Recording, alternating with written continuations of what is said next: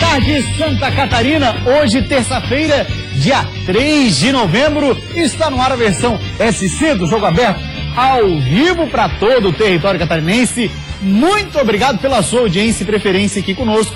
A gente sabe, todo o estado curte muito ao Jogo Aberto SC. Então a gente só tem a agradecer quem sempre está ligado conosco e dá preferência para a Band Santa Catarina. Comigo no programa hoje está ele, o polivalente Claudionir Miranda. Sim, ontem ele não veio, né? Foi até perguntado no centro do Balneário. Hoje você não foi, né? Não fui. Aí hoje ele quero abraçar aqui o Guilherme, que é garçom lá na Orla de Balneário Camboriú. E abraçando o Guilherme, abraçar todos aqueles Balneário Camboriú, Itajaí, Vale Itajaí. Nós temos uma audiência impressionante. Conversei com várias pessoas preocupadíssimas com relação ao futebol catarinense e mais uma vez confirmando que vai ser a semana da sofrência. Chance de gol e Infobola nunca foram tão acessados em Santa Catarina como estão sendo agora. Tá fora do ar o Infobola. Isso. Eu tô tentando a manhã inteira acessar. Eu acessei. Acessei hoje o Infobola. Acessei como todo mundo tem acessado, até para ver a questão de chance de rebaixamento, né, a projeção que se faz com relação ao rebaixamento. Uma notícia boa para o futebol catarinense é o seguinte: o Curitiba vai ser julgado hoje. Sim. E pode perder mando de campo em uma partida. Sim. Né? Esse mando de campo, aliás, ele não cumpriu porque estava com efeito suspensivo. Tá. Poderia, lembra que o tribunal até assinalou que poderia ter efeito suspensivo antes do jogo com o Figueirense, sim, acabou não acontecendo e agora pode ser retirado. Muito bem, Claudionir, a gente começa o programa de hoje falando, obviamente, sobre essa questão dos times de Santa Catarina, mas os adversários diretos na fuga contra o rebaixamento. Vamos dar uma olhadinha? Já falei aqui. Quando começa a olhar demais a tabela e ver os próximos jogos de clubes que não tem nada a ver conosco, é porque a coisa está muito feia. Bom, vamos dar uma olhada então, olha só. Adversários, né, que a gente tem aí, podemos colocar dos catarinenses, é o Goiás, o Vasco e o Coritiba. Sim. Para por aí. Vamos dar uma olhadinha então nos jogos que o Goiás tem daqui pra frente, em casa e fora, polivalente. Olha lá, um confronto direto. Goiás recebe no Serra Dourada o Coritiba. Grande jogo para empate. Opa. Imagina um empate no jogão desse. Goiás e Curitiba no Serra Dourada. Jogo para empate, pô. Ainda lá no Serra Dourada tem Goiás e São Paulo. Todos nós somos tricolor desde pequenininhos, né? Olha, sempre fui. Grandes a vida inteira. Opa, então vamos nessa. O São Paulo que briga aí pela quarta vaga ou quinta vaga, né? Tá se abrindo essa possibilidade. G4 ou G5 no Brasileiro. Aí os jogos fora da equipe do Goiás. Temos primeiro o Flamengo, no Maraca. Flamengo que também ainda sonha com o G4. Esses... Que sonha? Mas sonha, os caras lá Aqui, com isso. Virou pesadelo o G4 Flamengo. Porque se fala do G4 Flamengo, desde aquele jogo com o Figueirense aqui, que tomou 3-0 passeio de bola, e na sequência o Flamengo não se ajeitou mais. Eu acho que esse, olha, eu vou ser sincero, eu acho que esse Flamengo e Goiás, tomara que dê Flamengo, porque eu tô muito receoso com relação a esse jogo. Flamengo e Goiás. O Goiás, com essa vitória que teve em casa, em cima do Internacional, né, acendeu a luz da esperança, e o Flamengo vem num momento muito ruim no Campeonato Brasileiro. Tomara de a volta por cima. Hoje pela manhã, Emerson Sheik, naquele Miguel de sempre, saiu mancando. Né, ele que não teve no último jogo, diz que saiu com pisão no pé, mas tomara que o Flamengo confirme que realmente quer sonhar com o G4. Aí depois do Flamengo terá fora o Atlético Mineiro, praticamente garantido já na Libertadores, com certeza. Né? Então vai de boa, mas mesmo assim não deixa de ser um adversário difícil, isso lá no Horto. E aí fecha com um adversário que eu não acredito que não vai ser mais direto. A Chapecoense que precisa apenas de uma vitória. Mas o jogo é na Arena Condá. Mas a Chapecoense vai estar jogando essa partida, quem sabe, por todo o estado catarinense. Depende da situação que vamos chegar lá. A malinha branca e tal. Não, então assim, ó, a Chapecoense que já favoreceu os clubes do estado em mais uma oportunidade. Opa, a Chapecoense que já ganhou algumas malas brancas lá na Série B e na Série A também favoreceu. Então é importante esse jogo Chapecoense-Goiás cravar no Verdão do Oeste. Muito bem, depois de analisarmos os jogos do Goiás, agora vamos para o Coxa, o Coritiba. Olha só, polivalente, os próximos jogos. Em casa, o Santos. Depois tem o Vasco. Desses dois adversários em casa, a gente lembra que o Santos está brigando por uma Libertadores e está numa crescente bem acentuada. E nessa condição, o Curitiba pode chegar para o último jogo contra o Vasco da Gama já rebaixado. É uma situação que o Curitiba pode vencer assim. Porque eu sei que já vou até atropelando. Tem um Corinthians, que na próxima rodada, e tem um Goiás adversário direto, o Curitiba pode chegar praticamente rebaixado no jogo com o Vasco. E aí tem detalhe. Esse jogo com o Santos, que o Santos briga... E ambos rebaixados, será que não? Pode, tomara, né? E aí que tem empate 0-0, o sofrimento ser maior ainda. Mas assim, ó, você vê o Santos, esse jogo com o Santos, que o Santos briga pro G4 ou G5, e ele provavelmente ou vai ser com portões fechados, ou vai ser fora do Couto Pereira. Então tá, depois do Corinthians, aí como o Cláudio falou, tem o Goiás e fecha a participação fora de casa e contra um Palmeiras que muito provavelmente, que tudo indica, vai estar naquele bolo ali, G5, G4. G5, G4. Então é uma situação que vamos vivenciar. Aí já teremos a definição, inclusive, da Copa do Brasil. Né? Se vai ser G5 ou não vai ser G5. O Palmeiras pode já estar classificado para Libertadores, se for campeão da Copa do Brasil, como pode ser G5 se o Santos estiver classificado nessa última rodada. Então o Palmeiras vai estar brigando e a vida do Curitiba é muito difícil. Dos três aí eu acho que é mais, hein? Daqui a pouco a gente mostra o Vasco. Dos três times aí, adversários diretos, eu diria que a do Curitiba é a vida mais complicada. Isso, e assim, ó, e a vida do Curitiba é tão difícil que você pega essa situação. O salário está atrasado em Curitiba, numa diretoria que prometeu toda a transparência necessária com relação ao Coxa. Existe briga interna dos jogadores se rebelando contra o técnico. Então, por tudo isso, o time do Curitiba tem uma vida muito complicada e um caminho muito próximo da Série B do Campeonato Brasileiro. E a sequência de jogos já diz isso. São 2 adversários diretos e 3 times. Um Corinthians, que está voando, que é campeão brasileiro. Ainda não é, mas vai ser. E o Palmeiras e Santos, que brigam por G4 ou G5. Muito bem, agora sim, os jogos do Vasco da Gama, nosso terceiro e último adversário direto nessa briga contra o rebaixamento. Os jogos do Vasco tem em casa o Corinthians, já na próxima rodada, não. Próxima rodada é o Palmeiras, mas tudo bem. Em casa tem Corinthians e Santos. Adversários dificílimos, complicadíssimos, dependente da situação do campeonato. Então, pro Vasco também o mundo está muito difícil. Essa derrota pro Fluminense no 3-0, que nós agradecemos e comemoramos. Opa, e como? Tem gente que diz assim, não dá para comemorar a permanência lá na 15ª posição, tal, aquela história. Tem gente que fala sobre isso, mas assim, ó. Eu não vou comemorar. Tu comemorou a vitória do Fluminense em cima do Vasco? Mas é claro. Claro. Não, a vitória que eu torço pro Fluminense, tu sabe disso. Então, também por outras razões. Quando tu viu o gol do Fluminense, tu comemorou em dose dupla, né? Pelo fato de ser Fluminense e pelo fato de tranquilizar os catarinenses. Né? Vamos comemorar da seguinte forma. Que bom que fica, mano. Não vou sair por aí fazendo carreado, soltando foguete e levantar troféu e o time não rebaixar. Não, ninguém vai levantar troféu, assim, mas soltar foguete, solta. Não. Vai soltar foguete, solta. Não, soltar foguete é demais pra mim. Olha lá, aí jogos fora. Sequência, tem o Palmeiras e 2 adversários diretos. O Joinville e o Coritiba.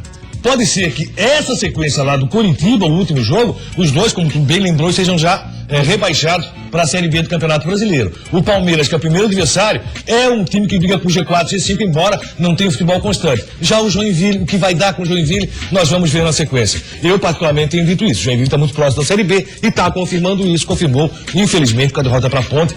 Mais uma vez com o Marcelo Lomba fazendo uma grande partida. A gente não precisa aqui mostrar a tabela dos times catarinenses, tá todo mundo de olho, né? Todo mundo já sabe de cor e salteado, mas pois bem, apenas a título de informação, dos times catarinenses, nossos 4 representantes, Figueirense e Joinville, tem 3 jogos em casa e 2 fora. Avaí e Chapecoense inverte, 2 jogos em casa e 3 fora. De todos aí, a Chape é quem tá mais de boa, pelo fato de jogar 3 fora. Tranquilo, a Chape continuou com o voo do Cruzeiro. Poderia ter confirmado já isso contra o Atlético do Paraná, não fez. Tem jogo com o Fluminense. Aí, de repente, começa a complicar. Né? Se perde pro Fluminense fora de casa, começa a complicar, a vida começa a ficar mais difícil, depende de outros resultados que vai acontecer. O Joinville tá fazendo um cálculo, de repente, de em 2 rodadas, estar fora da zona de rebaixamento. Mas o que o Joinville precisa para isso? O Joinville, além de vencer esses 2 jogos, que agora o Joinville tem o primeiro jogo em casa e o segundo num confronto direto com o Avaí, é Santos e depois Avaí. Santos e Avaí. O que tem que acontecer com o Joinville? Goiás, Curitiba e Avaí, os 3 não pontuarem. Não se perderem, né? Isso. Porque conta com confronto direto naquele jogo envolvendo Curitiba e Goiás. Aí os 2 podem pontuar sim, empatando, no máximo. Então é uma combinação muito difícil, é uma combinação muito complicada. Além de você vencer os 2 jogos, os teus 3 adversários diretos, para você conseguir passar, eles têm que realmente não pontuarem. Além disso, se um deles pontuar, aí o Figueirense que não pode pontuar. Então é uma combinação muito difícil. Não, e o Joinville teve o problema de ter feito esses 2 jogos fora de casa agora na sequência e ter somado nenhum ponto. Foram 2 derrotas nessas 2 partidas. Claro que todo o retrospecto durante toda a competição do Criciúma atrapalhou, do Joinville atrapalhou em muito. A gente fala isso aqui, eu acho que desde a 11ª rodada. O problema do Joinville não está sendo o retorno do campeonato. O problema do Joinville está sendo o que ele fez no turno da competição. Muito bem, 12h e 40 minutos. Nós vamos para uma rápida parada depois do intervalo. Ó, tem gols mais bonitos. Tem também a escolha do Luva de Ouro do mês. Tem sofrência. Opa, a sofrência continua. A sofrência continua, não tenha dúvida disso. 12h e 40, dá uma olhada o que vem depois do intervalo. Para Rômulo chegou a hora. Não se pode mais dar chance pro azar aqui dentro do Leão. Verdade, a gente não pode mais dar sua pro azar, que até porque não há mais tempo de perder pontos bobos. Brasileiro não tem jogo fácil, não. Pode ser contra o 3 Coquinhos da Serra e na Série A não tem 3 Coquinhos da Serra. É o próximo jogo que nós temos contra o Botafogo. Vamos pensar nesse jogo. Não adianta nós pensarmos no Boa se antes não passarmos pelo Botafogo. A gente tem que estar sempre preparado, né? Ainda mais nessa reta final onde vai ser bastante importante o grupo, né? Meio-dia e 42 minutos, voltamos com o Jogo Aberto SC e abrimos esse bloco falando da Série B do Campeonato Brasileiro, que aliás, hoje tem 2 partidas abrindo a 34ª rodada. O nosso assunto é o Criciúma, que está com a calculadora nas mãos. Um jogo decisivo tanto para o Tigre quanto para o Botafogo. O Criciúma, a 4 pontos da zona do rebaixamento, precisa vencer em casa e pôr um fim a qualquer risco de queda. Já a equipe carioca vem a Santa Catarina podendo sair com o acesso garantido. Promessa de um grande jogo no próximo sábado. É o próximo jogo que nós temos contra o Botafogo. Vamos pensar nesse jogo. Não adianta nós pensarmos no Boa se antes não passarmos pelo Botafogo. Faltando 5 jogos para o fim da Série B, fazer algumas contas é importante. Se o Tigre tem hoje 39 pontos, precisaria ainda de 2 vitórias para chegar aos 45, o que garantiria a permanência do Tigre na Série B. Até o fim do campeonato, são 3 jogos em casa, mais que o suficiente para começar a planejar o ano que vem com mais tranquilidade. Eu acho que nós não podemos deixar lá para frente, né? Fica ruim deixar a pressão lá pro final, fica aquele peso desnecessário. Quanto antes nós vencemos, escaparmos, para nós melhor.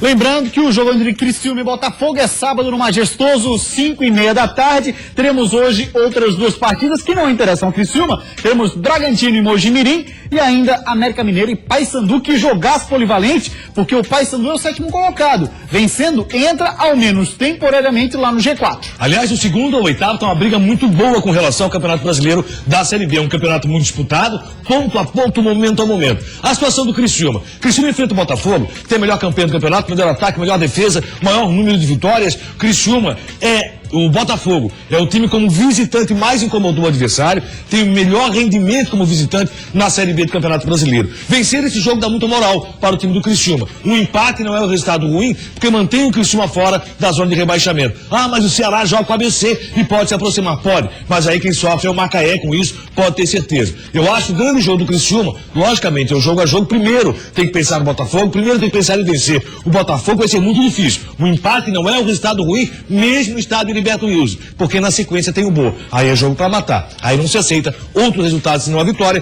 que aí esses 4 pontos podem representar um empate no Botafogo e 3 pontos em cima do Boa, uma redenção para a equipe do Criciúma.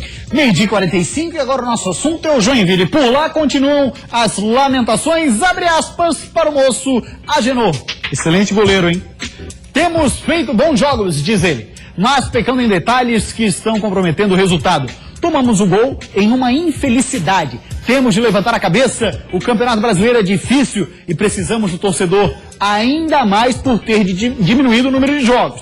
Precisamos da mesma quantidade de pontos para sair da zona do rebaixamento.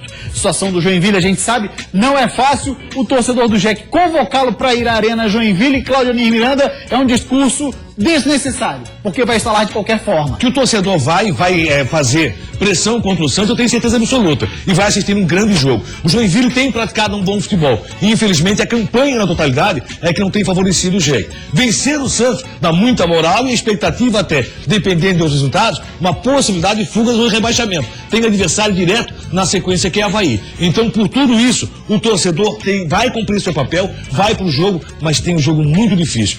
Se bem que o Santos fora de casa não é o Santos da Vila. O Santos aqui só não perdeu o jogo contra o Figueirense porque o Vanderlei estava numa tarde inspiradíssima. Vamos esperar que nesse jogo o Joinville possa fazer o seu papel e o Vanderlei não venha pegando tanto.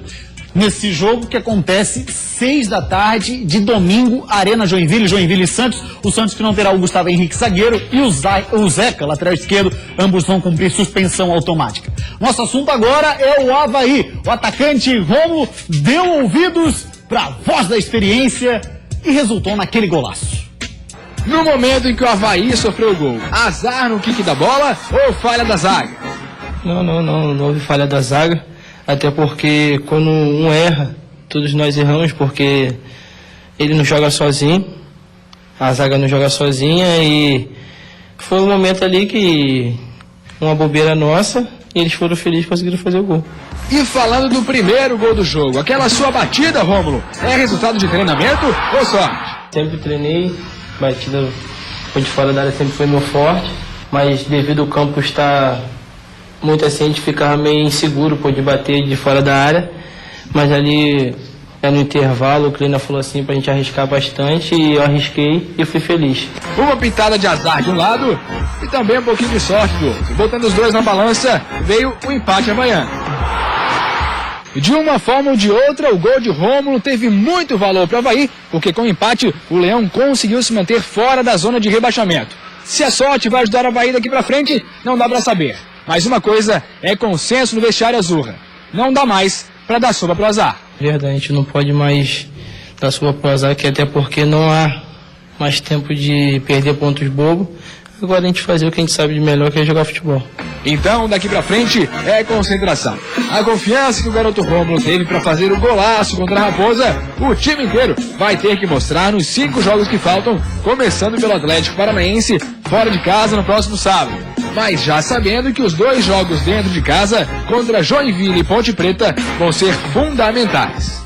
Sabemos que esses 2 jogos a gente tem total só condições de ganhar e a gente vai trabalhar para isso, para a gente conseguir essa vitória. Sabemos que essa vitória, esses 6 pontos do poder indicado, vai ser bastante importante e tentar buscar fora também. Essa crescente do Rômulo na reta final do Campeonato Brasileiro da Série A mostra o quão inteligente é o Rômulo e como ele tem a cabeça no lugar para aguentar a pressão que está passando o Avaí. E é bom jogador, pode ter certeza, o Rômulo é um belíssimo jogador, é daquele jogador que você pode apostar porque ele vai te dar o retorno. Foi um belíssimo gol. Bem, o Avaí tem um adversário, ali você viu a sequência de jogos do Avaí, o adversário que é o Atlético do Paraná. Aí começa a teoria da conspiração, e a teoria da conspiração favorável.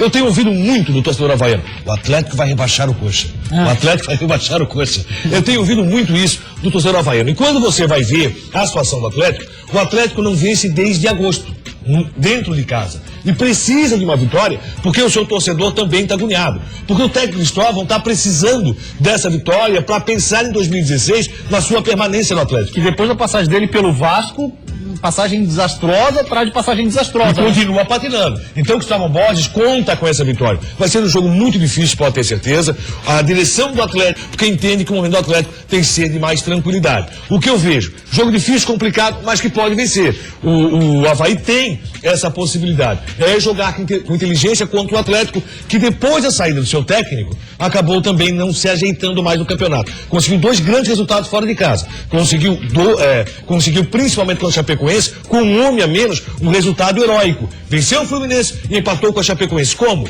Tendo no seu goleiro Everton o principal jogador em campo.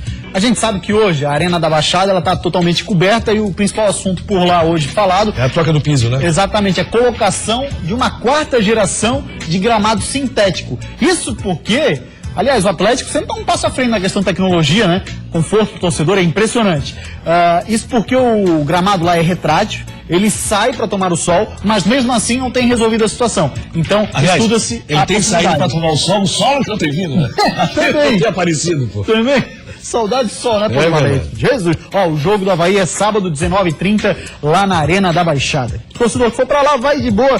É um lugar bacana pra passear, né? Com a família. Maravilhoso. Né? Assim, ó, pra conhecer o estado do Atlético, é um estádio belíssimo, um grande jogo pra apoiar o seu time, o Avaí tá precisando, e um jogo em que o Avaí vencer, imagina a importância da vitória azul nessa partida. O empate é um bom resultado, pontuar fora de casa sempre é bom. O Avaí não pode perder, tem que pontuar. O empate não chega a ser resultado de todo ruim pela sequência que o Avaí tem na competição. Mas se o Avaí conseguir uma vitória nessa partida, o torcedor vai voltar festejando em Curitiba com certeza. Muito bem, meio-dia 51 e agora, Polivalente, vamos de luva de ouro escolher o nosso primeiro finalista do mês de outubro pelo seguinte: tem de saber escolher a hora certa, o momento exato, e essa é a temática do Luva de Ouro, primeira eliminatória de outubro na tela.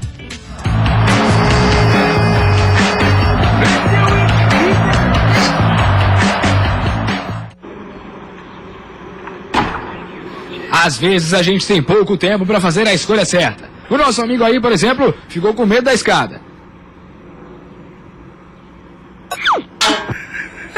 Mas acabou se dando mal. Quem escolheu o canto certo foram os nossos goleiros, que fizeram defesaças nas últimas rodadas.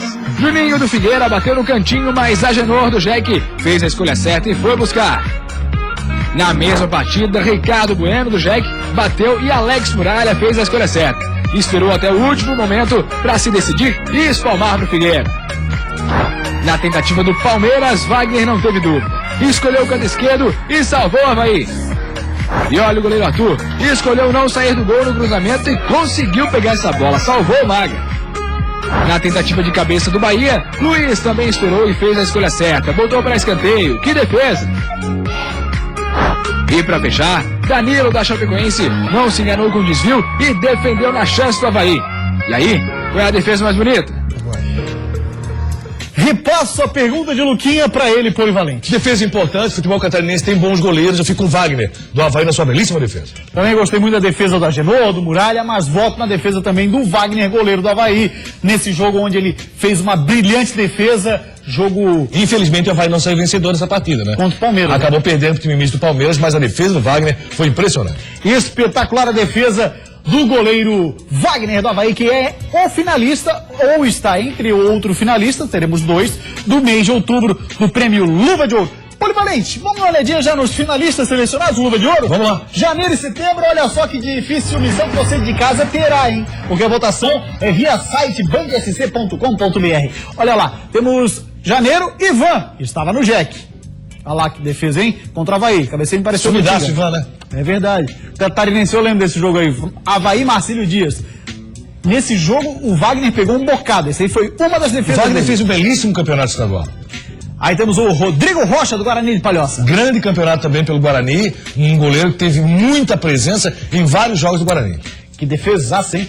Olha lá. Mais uma vez ele, Rodrigo Rocha, abriu. Jogo na ressacada. Esse jogo também ele pegou um bocado, né? É, e você percebe o seguinte, né? Que ele já aparece 2 meses. Esse cara aí pegou muito esse ano. Outra, Jesus amado. Alex Muralha do Figueira catou a criança. Não só espalmou, como garantiu a defesa. De novo ele. Alex Muralha do Figueira no mês de junho. E esse aí foi no clássico, né? Foi no clássico. Foi no clássico, isso. Belíssima defesa. Aí depois tivemos Luiz do Criciúma. Pra mim, a melhor até aqui é essa aí. Ó, Jesus amado, hein? É que nós achamos que tinha batido na trave e não foi. Realmente, ele acabou pegando essa bola. Foi defesaço. Com o pé esquerdo ele pegou Isso. ali. Saiu fechando bem demais o ângulo. Tem agosto, Alex Muralha. Essa defesa aí é fantástica, meu amigo. Jesus. Essa defesa é de muita dificuldade. E a do Danilo, de setembro, mês passado. Olha lá. Não é diferente. Meu Deus do céu, pode te falar, esses caras aí estão inspirados demais. Pois bem, depois a gente revê os finalistas já programados aí para o mês de setembro. Lembrando, hein, lá em dezembro a escolha não é aqui do estúdio, a escolha é de você de casa, através do portal da Band, bandsc.com.br. Vamos agora de gol mais bonito. Gol mais bonito, a temática do Luquinha hoje é o gingado. Tem gingado, Polivalente? Às vezes. Consegue a mãezinha? Depende da situação, tem. O gingado brasileiro entra em cena agora. Na primeira eliminatória do mês de outubro, gol mais bonito.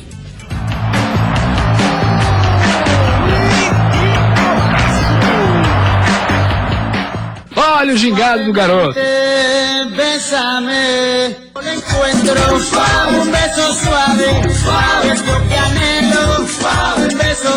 A exemplo dele, os goleadores catarinenses também gingaram fácil pra cima dos marcadores e marcaram golaço sem fazer força. O primeiro da lista mostrou gingado, mas acima de tudo, velocidade.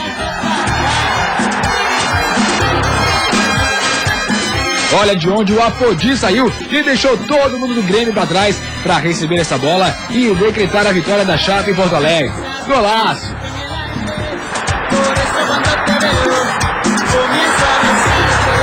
Agora olha a ginga do André Lima para fazer esse giro e marcar contra o Palmeiras. Golaço do Avaí! É a vez da terceirona. Gil do Santa Catarina recebeu essa bola e fez esse gol como se fosse fácil, de olho fechado. Gil do Santa Catarina contra o Fluminense de Joinville. O João Arthur, no mesmo jogo, fez outro golaço, só que de falta. O goleiro do Fluminense nem foi na bola. Que pintura do João Arthur, também pro Santa Catarina. E olha a ginga do Maranhão pra cima do River Plate. Ganhou da zaga e meteu entre as pernas do goleiro. Golaço da Chape.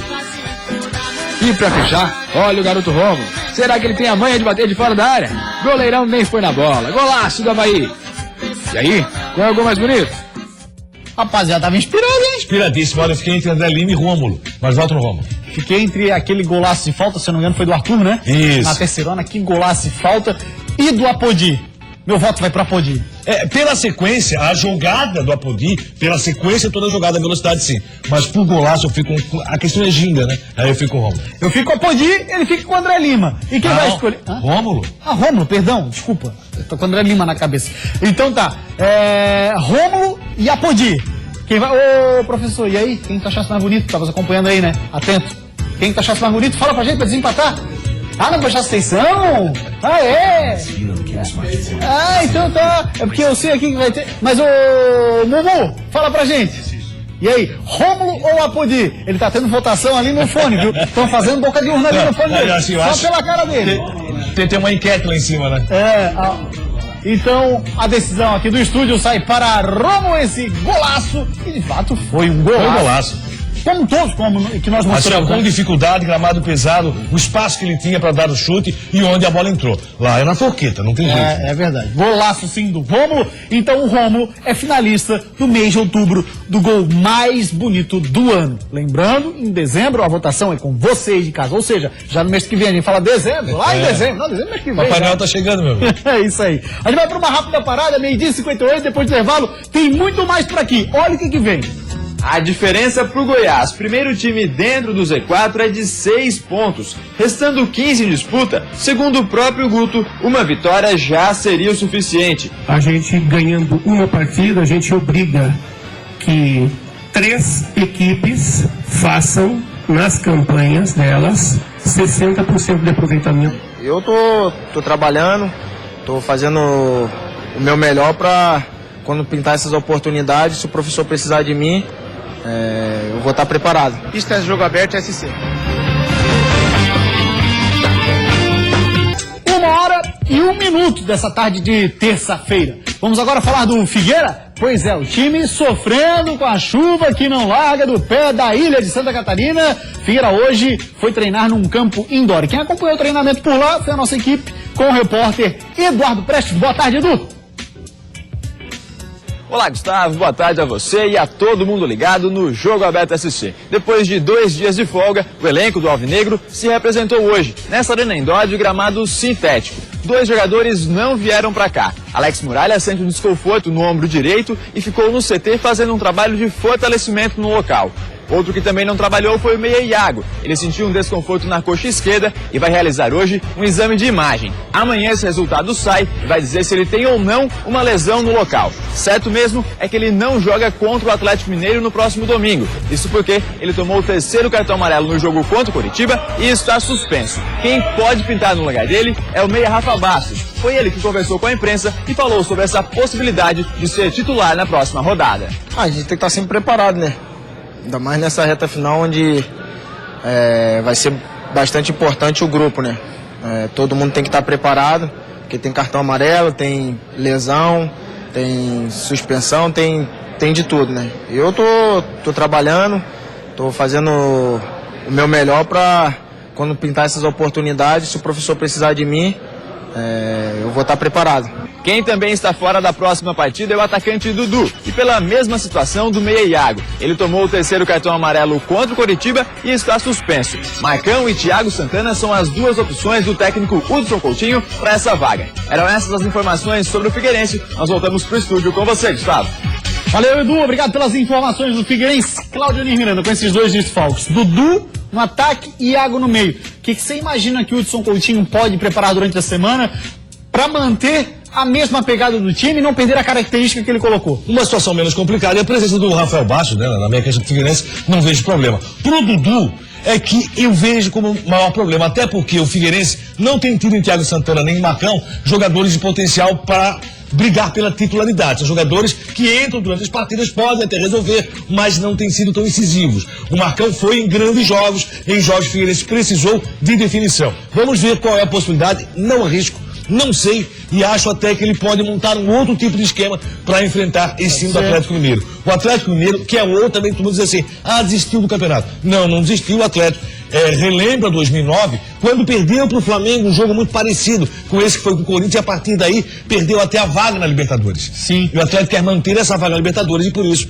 entende que a vitória contra o Figueirense é necessária. Vamos ver, vai ser um jogo dificílimo e complicado. Eu acho que o Lúcio Coutinho tem feito um grande trabalho. A única coisa que eu não entendi do Lúcio Coutinho foi entrar do Salsinho no jogo com o Curitiba. No mais, acho que ele está muito bem no Figueirense e o que ele vai planejar para o ataque é que eu quero ver daqui para frente. Não arrisco nem Marcão, nem Thiago Santana e até vejo a possibilidade de armar um outro esquema de jogo.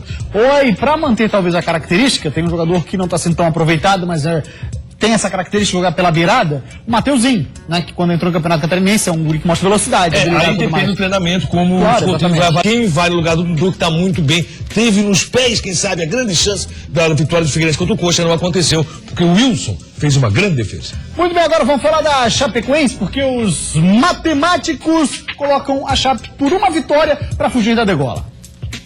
O empate em casa contra o Atlético Paranaense não estava nos planos da Chapecoense, mas apesar disso, os resultados da rodada ajudaram e agora as contas para escapar de vez do rebaixamento estão bem claras na cabeça do técnico Guto Ferreira.